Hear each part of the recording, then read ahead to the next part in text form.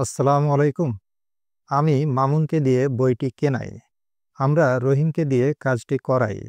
এই ধরনের বাক্যগুলো কিভাবে ইংরেজি করতে হবে? আসো দেখি। আমি মামুনকে দিয়ে বইটি কেনাই। এটার ইংরেজি হবে আমি subject. I make Mamun by the book. কিভাবে ইংরেজি করলাম? আমি সাবজেক্ট। যখন কেউ কাউকে দিয়ে কিছু করায় নেয়, কোনো কাজ করায় নেয়, সেই ক্ষেত্রে আমরা ব্যবহার করি মেক। তারপর যাকে দিয়ে করায় নেওয়া হয় সে।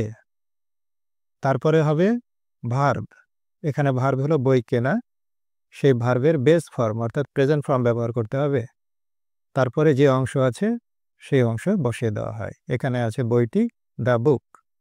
I make Mamun by the book. তাহলে একই রকম বাক্য আমরা রহিমকে দিয়ে কাজটি করাই। এটার ইংরেজি কি হবে? কমেন্টে লিখে জানাও। নিচে আর একটা বাক্য আছে, তাদের দল প্রস্তুত আছে। এটার ইংরেজি কি হবে? সাবজেক্ট দে, আছে তাই হলো হ্যাভ, দল দ্য টিম, প্রস্তুত রেডি। অথবা আমি যদি প্রিপেয়ার ভার্ব ব্যবহার করি তাহলে আমাকে ভার্বের তৃতীয় রূপ ব্যবহার করতে হবে, প্রিপেয়ার্ড।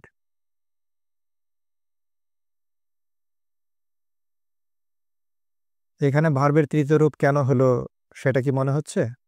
আমার ভিডিও যারা নিয়মিত দেখে তারা জানে এখানে ভার্বের তৃতীয় রূপ কেন হলো। তুমি যদি জানতে চাও তাহলে এই ভিডিওর নিচে যে মূল ভিডিওর লিঙ্ক আছে সেটাতে চাপ দাও।